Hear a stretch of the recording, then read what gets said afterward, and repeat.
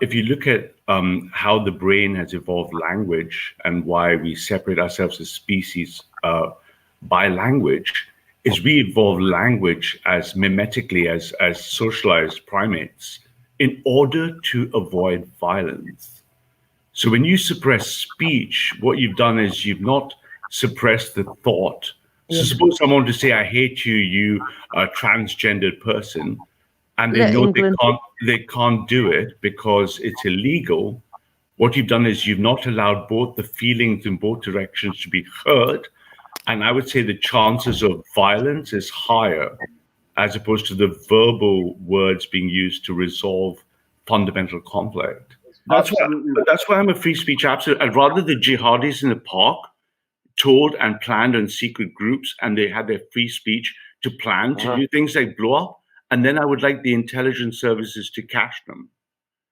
Well, I would want to suppress their speech, prevention. The motto of the counter-terrorism people is prevention is better than cure. If you prevent these people from actually getting to a critical mass where they can actually kill people, that is better. From we saw this guy in Streatham. I saw your film there, Ralph. The guy in Streatham. He was being followed by 20 blooming secret policemen who were armed, and he still managed to stab people. I would say prevention is better. He should never have been released in the first place. Clearly a very, very dangerous man. So I think prevention is better than cure. For our response to the right is prevention is he should never have been allowed to be on the island. He should have been killed. He should have been executed. Yeah, it's a liberal my rights because I was born here.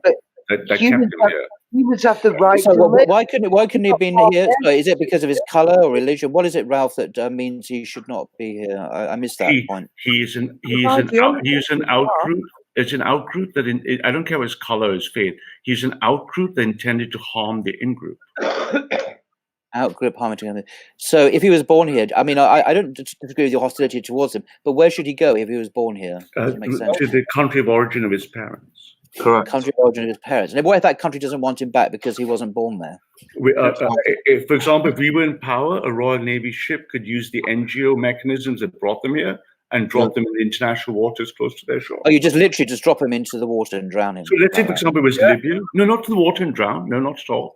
No death, no violence. I would take them to Libya, and a Royal Navy frigate could go up. This guy's in Pakistan. I'm using example. I could. Let's say he was coming from Libya. The case for Manchester. I would have our ships take him to Libya and under safe, humane army's security cover, drop him on Libyan soil and go away. I'd kill him. And what if the country doesn't want to have these terrorists on their soil? Well, that's their problem, right? Neither do we. No, they would stop you. They'd resist. They say, Royal Navy, you're not coming here. Don't dump your trash on our soil. They're bullying your country. They're terrorists. We don't want them. And they could say that. And in fact, if I was a Libyan, I probably would say that. But my point is, But what kind of government would we be if we couldn't just implement that simple operation? Most of these people causing us problems aren't coming from powerful world. Hold on a minute, Ralph. Don't we take people that are being persecuted in these barbaric third world countries when like Christians that are getting persecuted? All we'd have to do is negotiate with them and say, we take the people that you don't fit into your society when they're being persecuted, and you take the ones that don't fit into ours. Simple as. Just make agreements like that. That's it. And then they would take them back. Because they're not going to be a threat to their society when they agree with their way of living. They'd be forced to take them back. We've got more political clout where we can just say, you are taking them back, or we're going to fucking sanction you. Can you see though? I'm going to mute for a second. I don't mean that. I mean literally, we would physically take 100 at a time for that country and just drop them there using armed forces, non-violently. Yeah. But can you see how the liberal mind works, Ralph? Can you see how the liberal mind works? Because it says to you, but what if they don't want them? Like that's an option. Like what if they don't want them, so we'll have to take them back. What if we don't reach an agreement? What if we don't have some contract? I'm just saying it's not as simple as Ralph's making it out. That's all. I'm not saying it's not necessary. It's not as simple. People may resist having a bunch of terrorists put in their country. Any sensible kill them, then. Execute them. Then you execute them in your own country. So you just kill them all. Okay. Yeah. No. Yeah. We follow actually Quran 533. where I actually execute them. So what's wrong with that, Paul? Yeah, that's what Muhammad said about the Khawarij. What do you think about that, Paul?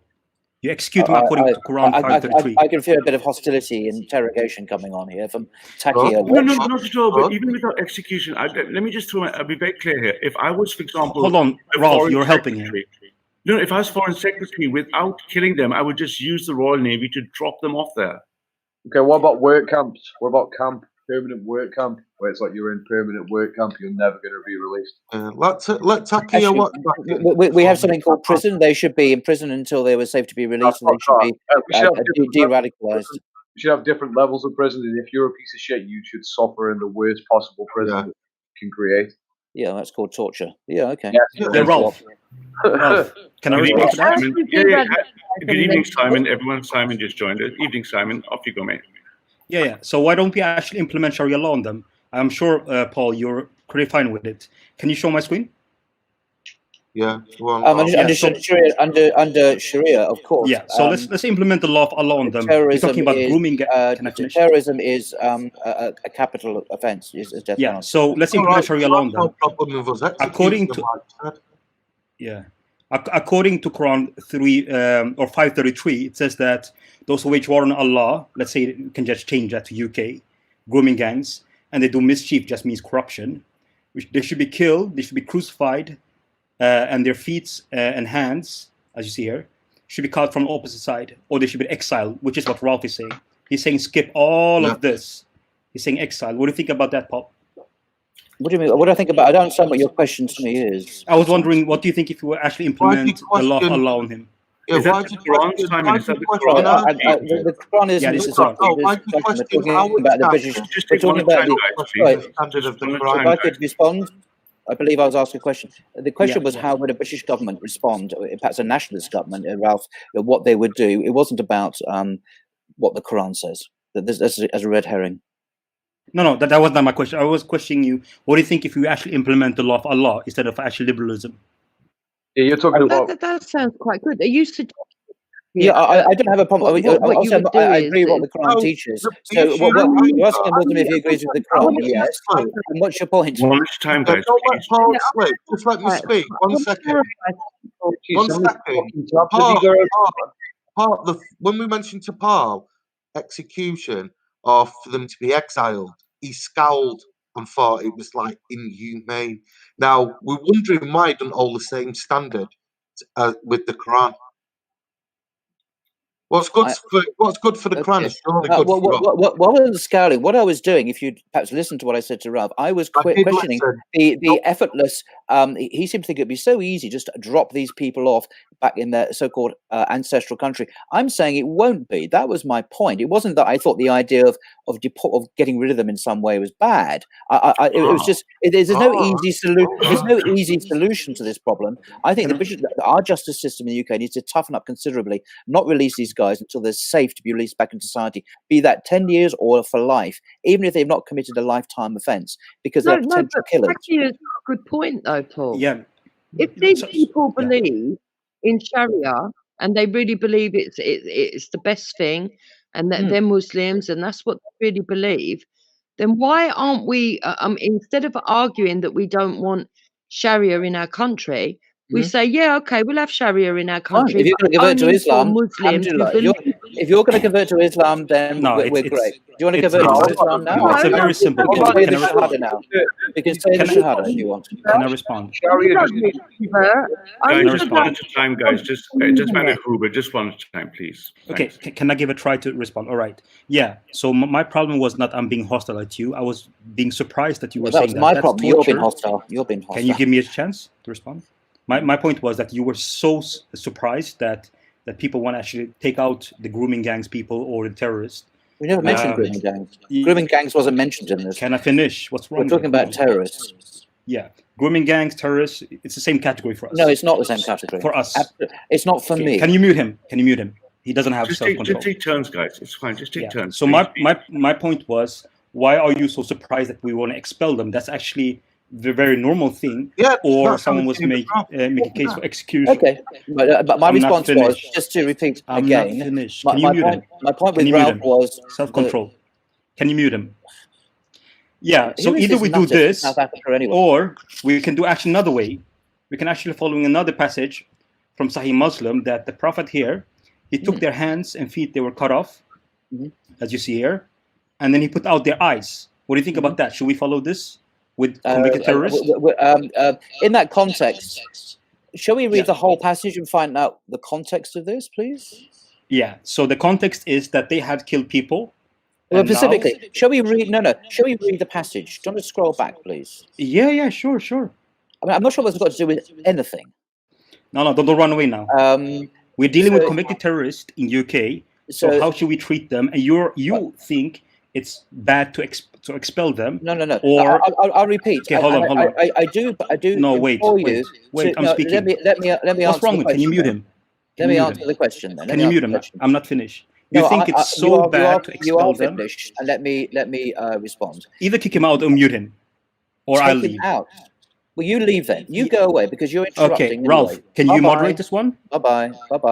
Can you moderate this one? Paul. You jog on, Paul. Yeah, we're going to kick you out.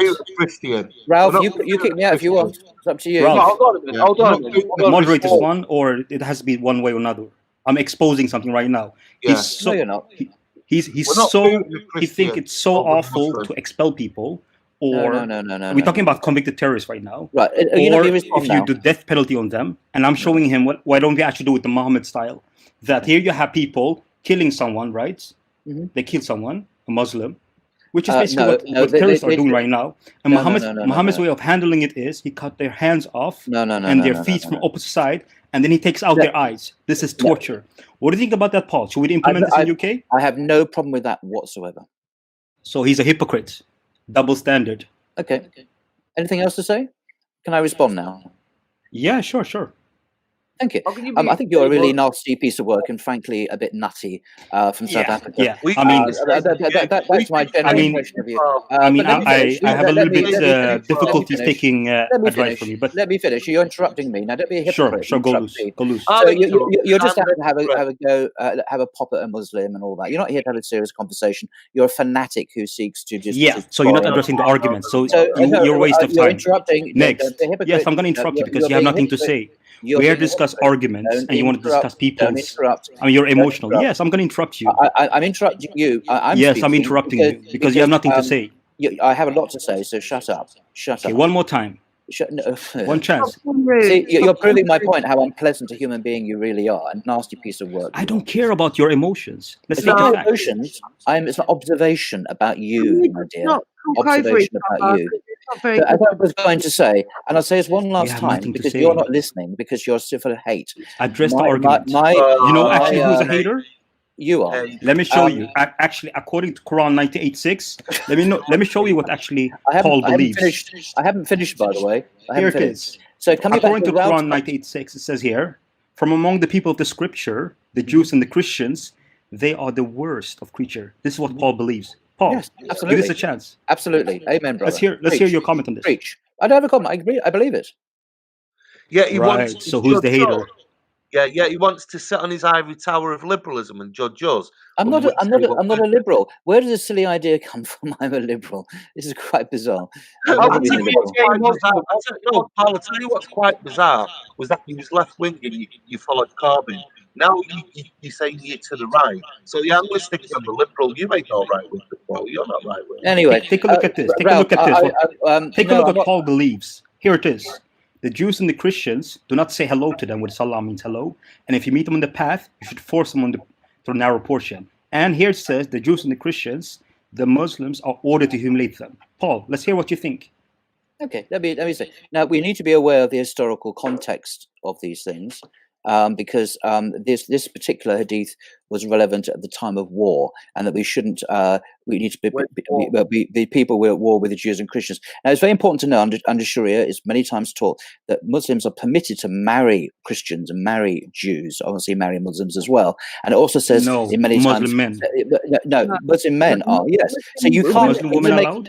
You see, that this is the general principle: is good neighborly relations and peace between peoples. But in the context of war, we should not be forming alliances with people who we're at war with. In the Second World War, when we were fighting the Nazis, for example, we were told to be cautious and not be friends with certain Germans or the Japanese and so on, because they could be traitors. So there's a logic to this. What you're doing, you're cherry pick out of context. You're not being intelligent. You're not being historical, because you want to present a very negative portrayal, because you're full of hate. In fact, you're full of shit. I'll show you how hateful I am. Quran 929. Here's the life rules of how Christians should live under Islamic law. I'll show you 929. It's on the screen. Let me show what Paul actually subscribed to. He's subscribed to all of it, by the way. The whole 929. He's being very going through them all. Okay. He's being very sensitive about. Hold on. He's being very sensitive about kicking out convicted jihadis, right? Jizya. No, terrorists. Terrorists. Great. Hold on. Let me show. Here it is. Paying jizya, meaning it's like mafia coming to your restaurant. No, it's nothing like that. No. It is. Let me show people what I actually believe. Paying jizya is a sign of disgrace. You're lying. You're lying. Okay, explain what jizya is. Okay. Jizya is am I being okay? Jizya Muslims in a Muslim society, Muslims pay zakat, which is a tax, if you like, on their wealth to go to the poor and to go to the state and so on. Non-Muslim residents of a Muslim society who are protected citizens with abundant rights. For example, if you look at the Constitution of Medina, you can Google it now and read a wonderful Wikipedia article about it. We still know what it says. It guarantees the religious rights of Christians and others and Jews and others to practice their faith freely, not to be molested, and so on. So this is this is far more advanced, and it's far more pluralist than even modern Britain is, because Jews and Christians can live according to their own laws in Islamic society. Christians can drink alcohol, they can gamble, they can eat pork, legally protected by an Islamic state. So let me ask you, Paul. So, no, I haven't finished. No. You can't ask me anything, mate. Okay, I'm not finish. here to take your stupid questions. All right. I would say that liberalism is totally evil.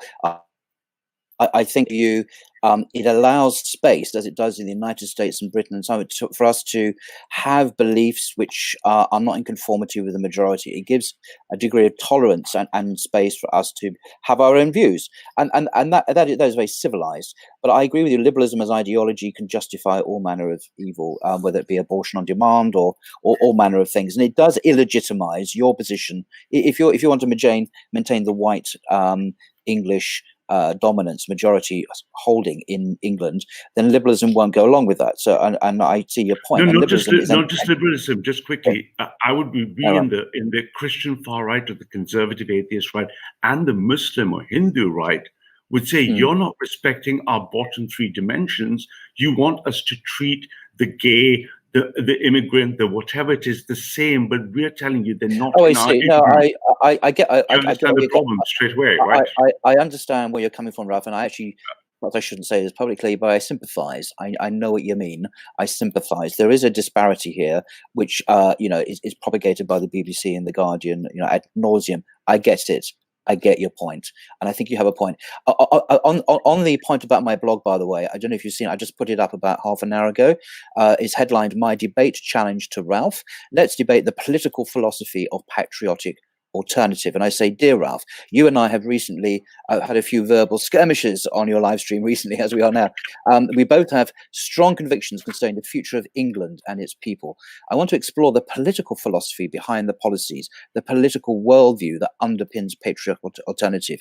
As PA grows, it will inevitably face robust, even hostile questioning about its core beliefs.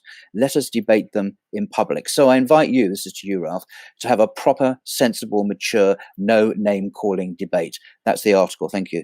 Let us get it filmed by COE at Speaker's Corner. Timed opening statements, cross-examination, and closing statements. And I conclude by saying, contact me here on my blog or email me at so-and-so.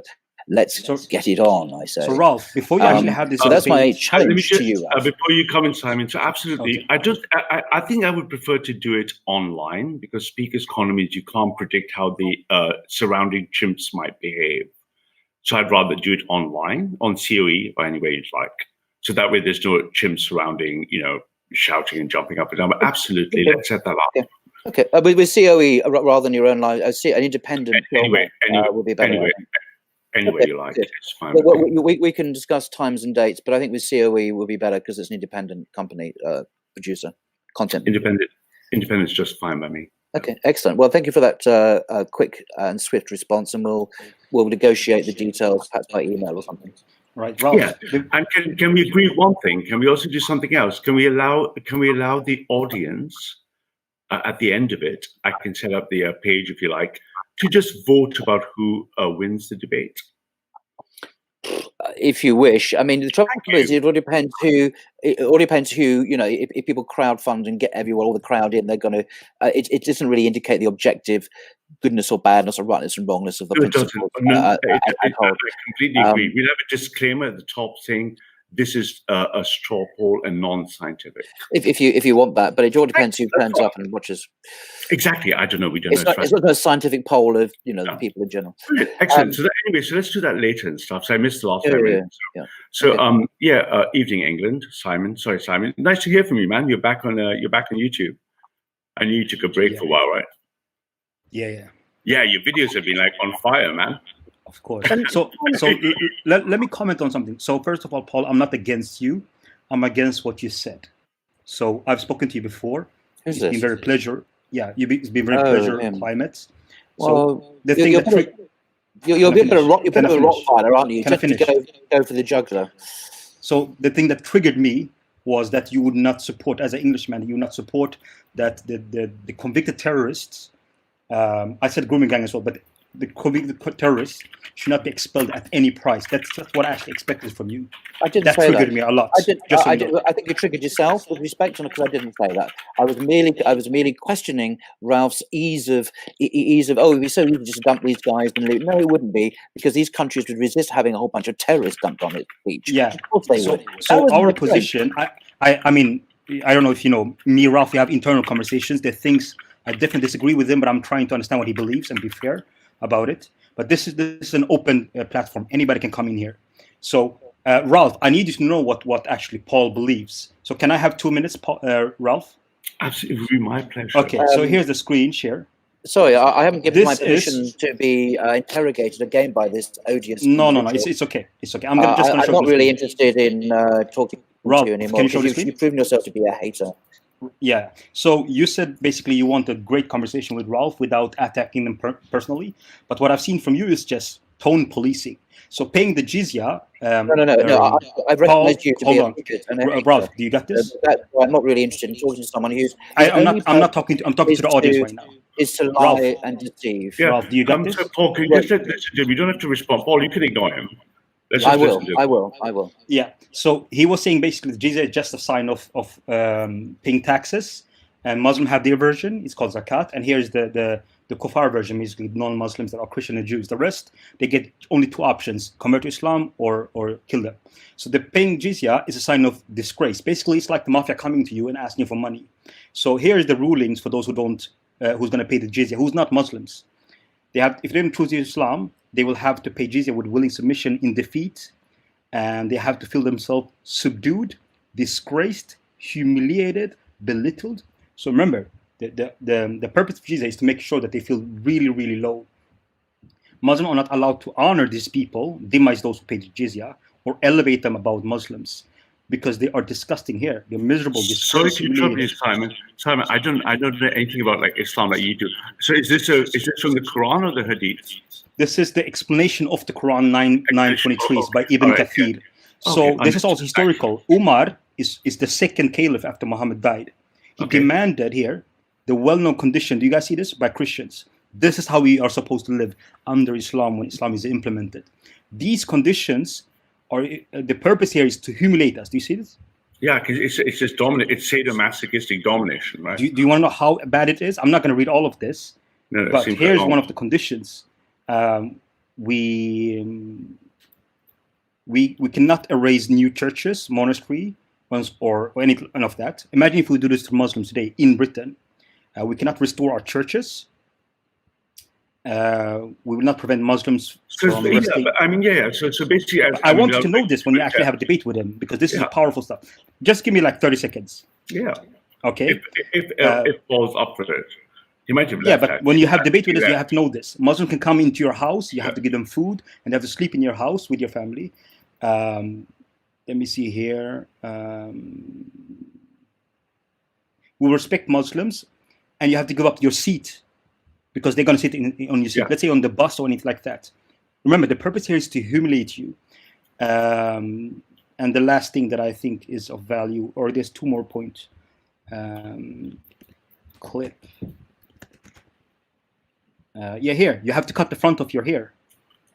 Are you seeing this? Yeah, to make sure that they can see that you're a non-Muslim. Put that link somewhere in the chat for us, so read, man. I'll do it.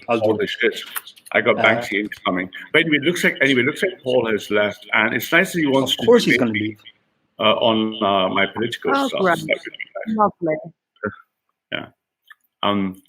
It should be interesting debate, no doubt. So, how's it been going, Simon? I noticed a video burst. It's been really good fun, right? Which one? Your last videos have been really awesome, man. Did you see this one, 24/7? Yeah, I saw that one as well and stuff. So, but England, you've been very quiet, mate. Are you still there? And Phil, they've all gone very quiet. It's just you and me and Jupiter. Yeah. Maybe everyone's left, and then we can. So quickly, Jupiter, does anyone know simple English? Does anyone know who shut down Raspberry? I don't think he's shut down. No one knows. I think he just took it down. You think he just took it down? Yeah, you don't get 3 channels shut down at the same time, or 2. Doesn't happen. Oh, right. So something else has happened. Very interesting, man. Yeah, I've taken down my channel. Instagram as well. He took down his Instagram as well, though. Why would he do that? That's interesting. Just curious, because for me, just interesting the ecosystems of interest. So, yeah. But yeah, hey man, Simon, it'd be nice to come on your stream sometime, or you should come. We should do a little cross stream, and then we can discuss our differences and stuff. That'd be fun. Yeah. And nice, friendly. We just like and then we can open the panel later. So we don't. I think Paul runs from you for whatever reason. He's not. He knows what I know. Yeah, he knows. And one more thing, Ralph. One more thing, Ralph. One more thing. Yes, sir. Last thing, and then I'll. Can you show my screen? Hell yeah. Okay, so here's one command. Hey Simon, you'll find that we're very, very obedient in the far right. It's one of our virtues. Yeah. So here's a command to invade India. So if you leave Mecca, which is Saudi Arabia, for India, this is not self-defense. Do you see this? Oh yeah, it's imperial. This is one of the biggest slaughter in history. 120 million, something like that, 150 million were slaughtered when Muslims came and invade there. Oh, they actually no, but the slave count and everything in the entire Mughal period in India is under 1 billion over the entire 8 centuries in terms of damage done, right? Right. So yeah, I just want to expose. When he's talking to you about liberalism or being nice, you cannot torture, you cannot throw them out. Actually, he agrees with all of this. That was my whole point. So I think he was. Hey, not trying to get Nada in. Hey, only 6 people allowed. Who do I will leave. I'll leave. Oh, well, you can say when Nada comes on. Let me take out England for a second. 1 second, because you might be busy. Hey, Nada, Banksy, all of you in one place with Simon. Hello. Yeah. Are you playing a song for us, Banksy? Sorry. No, that was my phone. I apologize. I was killing it. Hey, Banksy, man. So Paul, I don't know if you heard that. Paul wants a formal debate with me.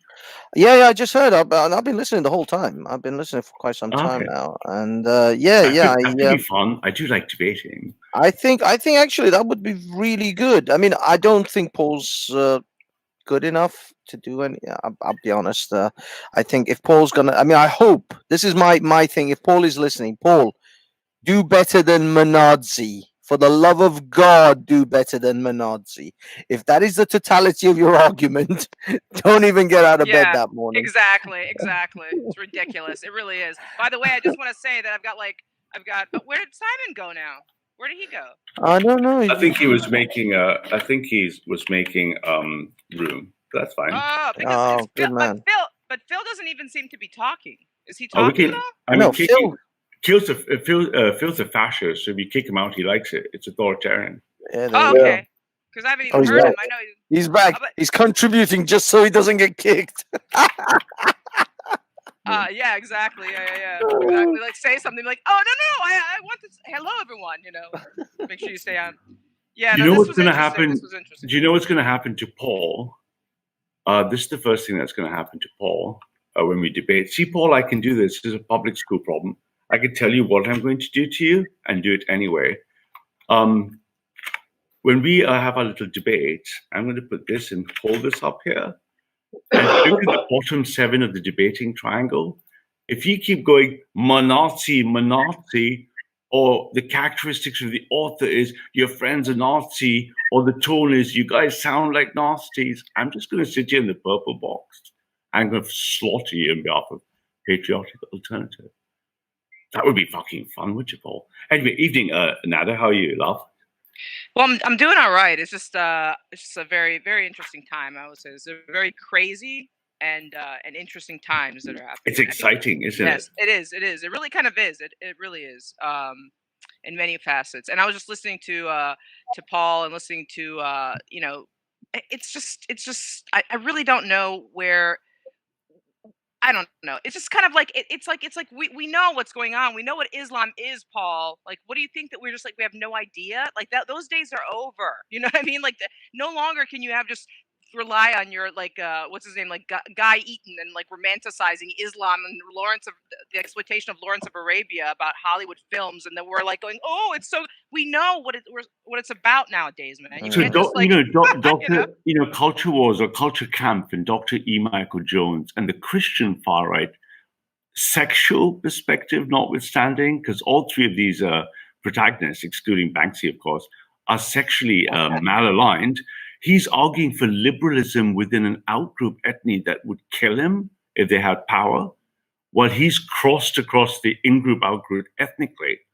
Yeah, it's like it's like an n-dimensional data fucking spike. It's really off all the dimensions. This is the problem. This is why Paul's place. This is why Taqiyya sort of exposed his position, because his religious proclivities are completely at odds with his. He argues liberalism when you talk about repatriating Muslims back to Libya, but yet when he talks about his own particular beliefs, he's all about Sharia. But he doesn't want Sharia for the Muslims in this country. Oh, no. Sharia for me, but not for thee.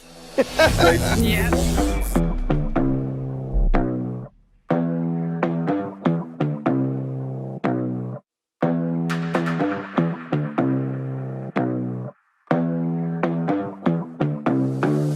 I'm gonna fight them all. A 7-nation army couldn't hold me back. They're gonna rip it off, taking their time right behind my back. And I'm talking to myself.